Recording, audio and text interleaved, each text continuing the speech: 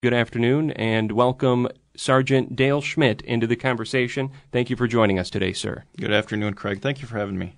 And we are here at a time when, just in the last few days, you found yourself in a contested race again. Your thoughts? Well, my thoughts are that this race ended in August. August 12th, we had an election. The people spoke. They voted in favor of me, and I am now the Republican candidate for Dodge County Sheriff. It's time to look forward. We now have some mudslinging going on towards me, and I think we need to address some of those issues, but I don't want to spend a whole lot of time on that. I want to talk about what we're going to do in the future, because in the end, the voters are going to come out, I believe, in droves, and they're going to, again, reelect me to be the Dodge County Sheriff come January 5th. Sheriff Nidman made the comment on Wednesday's community comment program that she has the support of the union that represents the Sheriff's Department employees. That union met Thursday in a special session, wound up casting a no-confidence vote and reiterating that they are not supporting a specific candidate. Your thoughts about that? Well, I'm not going to spend a whole lot of time on that. That was a decision that was made by the union and the union themselves. I was not in attendance at that meeting, and I did not vote at that meeting. It would be unethical for me to have been there, and I'm simply not going to discuss much about that, other than the fact that it does validate what many have been saying for many months. And I'll also say that it's not just the patrol union that feels this way. It's much more than that. It goes across the street. It's throughout the department, among all ranks of the department. It is a very difficult working environment at the time, and I'm glad to see the employees are making their voice heard. What is it you want our listeners to know? Well, there were several things that have been said over the last few days. First of all, in regards to dysfunction of the department, there's been a comment made that I made the comment that there has been dysfunction, and my opponent said that the dysfunction was created when I announced my candidacy. That's simply not true. This has been going on for years, and I'm going to display some of that here this afternoon. In fact, just after I announced, one of the employees came up to me and said that had I not announced my candidacy, they were going to put an ad in the paper for a new boss. That speaks volumes to me. And that's not just one lone person. It's not one person who's disgruntled. This is across the board from most of the employees at the Sheriff's Department. It is very, very few and far between that there is somebody there that supports her. Can you describe the atmosphere in the Sheriff's Department? It's very tense. For example, my opponent wears high heels, and notably so, and nothing wrong with that. But the other day she wasn't at work.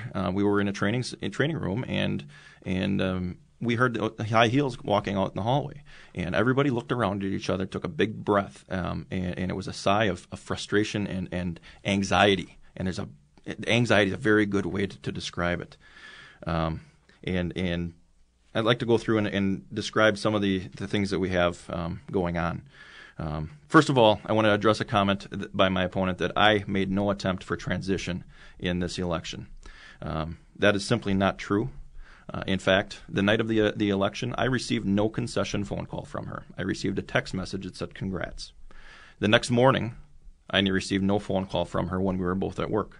At 9:30, as she was on her way out to go home, she came out in the parking lot, and I approached her, and I walked up to her. She did at that time say congratulations, but I said, no hard feelings. I would like to move on. I would like a smooth transition. I would like to work with you to do that. And at that time, she told me that she needed to get me up to speed on the 911 system upgrade, also the security electronics project, and it was her idea to do that. I asked her if I could go meet with the district attorney, which I've done several times, and she said, yeah, go ahead and do that. Furtherance, Thursday, September 4th, I went to my lieutenant, captain, and they went to the chief deputy and asked if I could go to the law enforcement committee meeting on September 5th. They said yes, I could go. We had plenty of staffing. They had no problem with me going while I was on duty, and I felt it was important because they were talking about the security electronics upgrade. They were talking about the 2015 budget. They were talking about the 911 system upgrade. At 7:50 in the morning, the next morning on my way to the meeting, I get a phone call from Chief Deputy Smith, and he said, the sheriff doesn't think it's a good idea for you to go. You can't go to the meeting. Where's the transition? Where is her reaching out to me and assisting me in doing that? She's unapproachable. She hasn't been at the department. She hasn't come to work. She's been, there have been weeks where she's very scarce. Maybe a day or two here and there. She'll come in for a couple hours. I haven't seen many days since that election where I work an 8-hour day. She usually checks on after me and goes home before I do. And that's not the right attitude to have for a transition. When the law enforcement committee met, was it something that would have happened while you were on duty or off duty? And is that a factor in this? It was on duty. It was not a factor. It was approved by those 3 other administrators. We had plenty of staffing that day. And frankly, the public should want me to be there so that I can get up to speed on these things. Okay. Next point.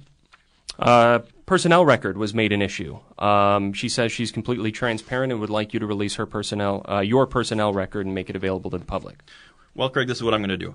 It was brought out in the 12th hour of the personnel. The personnel file was brought out in the 12th hour of the election. In a couple days. That's not enough time to get it from HR committee and HR and get it out to the public. I didn't see an issue. There was no issue raised during the initial campaign, and I don't understand why she wanted it in the first place. So this is what I'm going to do. I am going to release my personnel file, but I am not going to put it on the internet. And the reason for that is any law enforcement officer worth their salt knows that there are a lot of people out there that are looking to get information, personal information, to steal identity. My daughter's information, my wife's information is in there, and I'm not going to put them at risk. What I will do is once I obtain it from the HR department, which I've already requested, I will set up a meet and greet in which people can come and talk to me, and they can see it. I will not hide anything from them. And we will discuss why my opponent thinks there's a smoking gun and why there really isn't a smoking gun. Now, is this possibly related to the Human Resources Committee making a point that you had missed a scheduled day of work? I believe it was because there was a scheduling error or something like that. Is that a concern on your part? Well, many of the things that she wants to bring out are things that she put in my file during the election. And it's no secret she hasn't liked me for a long time, and she's had an axe to grind with me. And that's exactly what happened.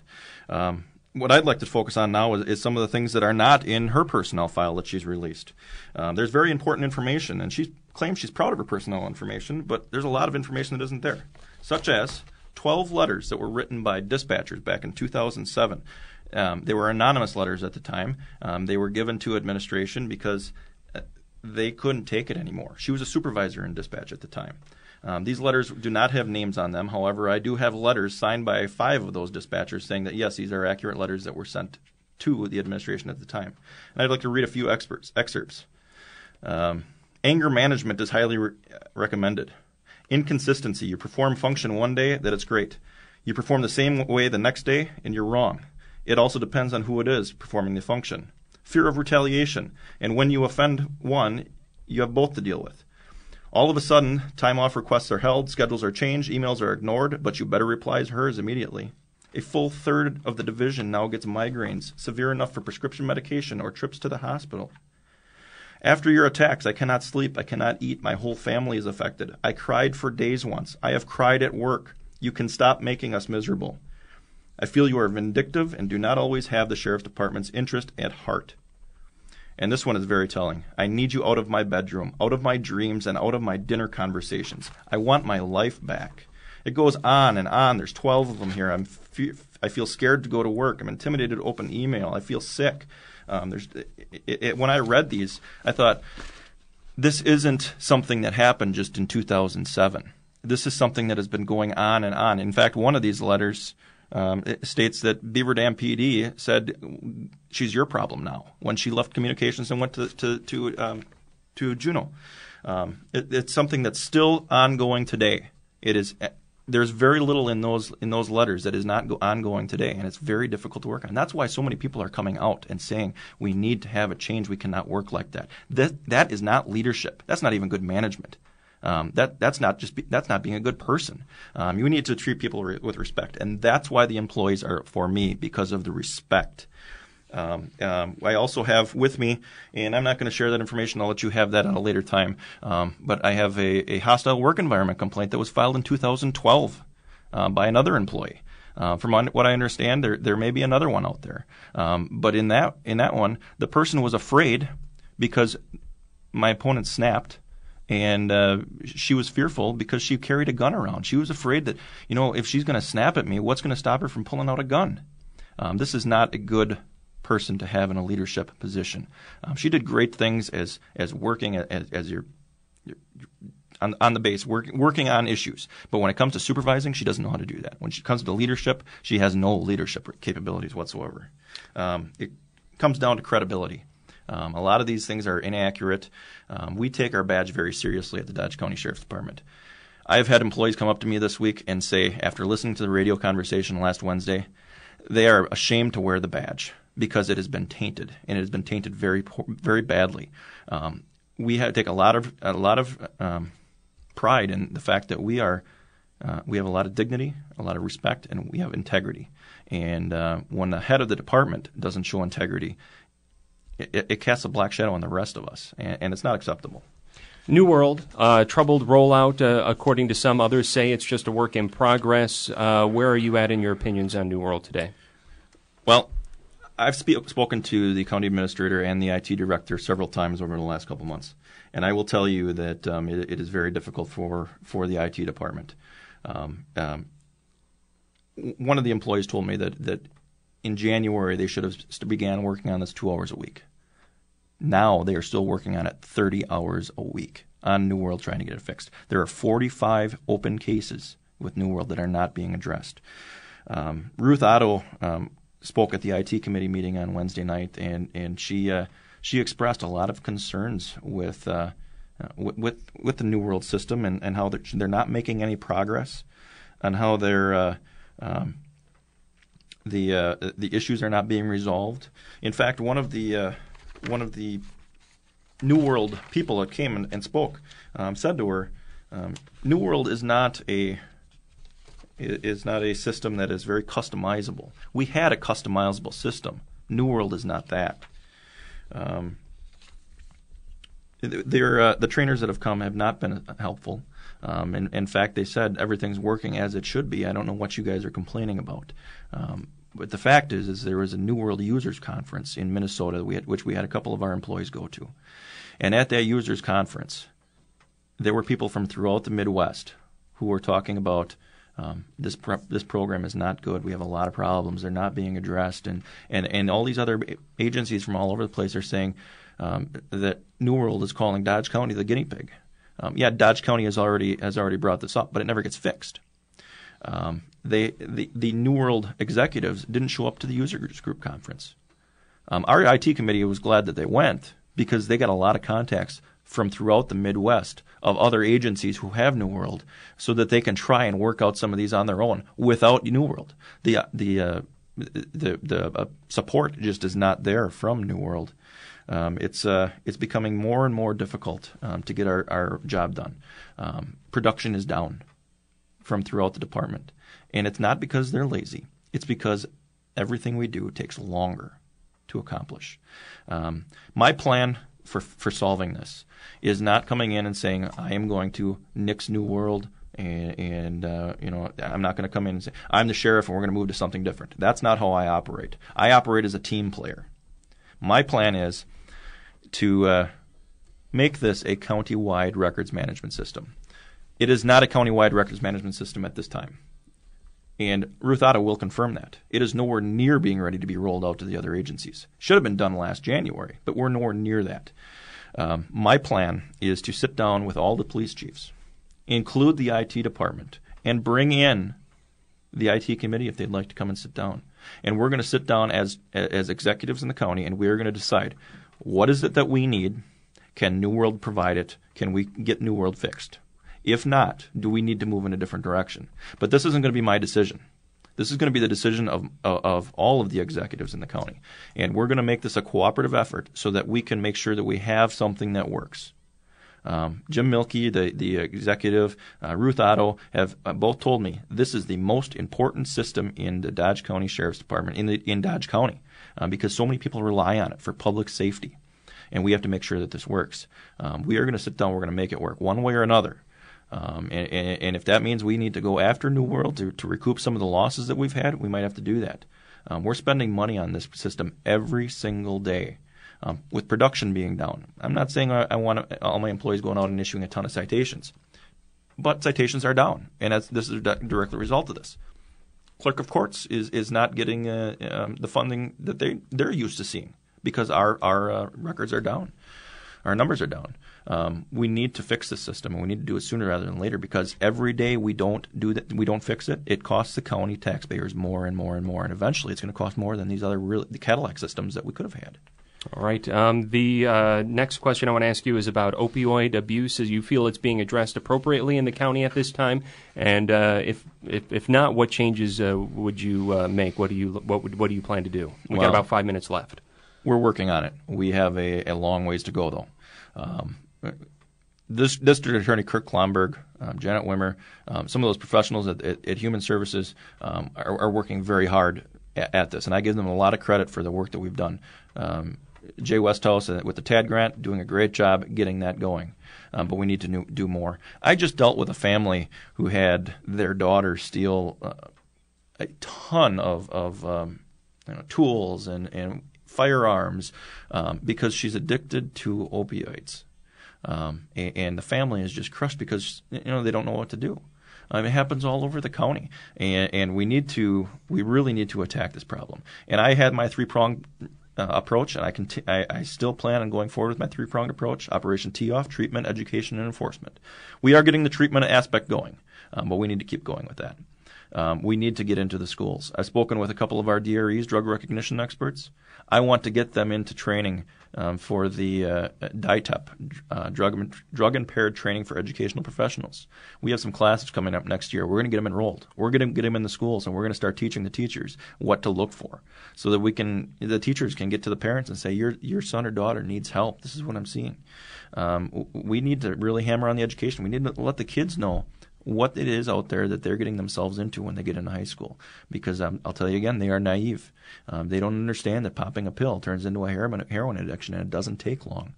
We have a lot of work to do. In enforcement, I'm prepared to work with the police chiefs.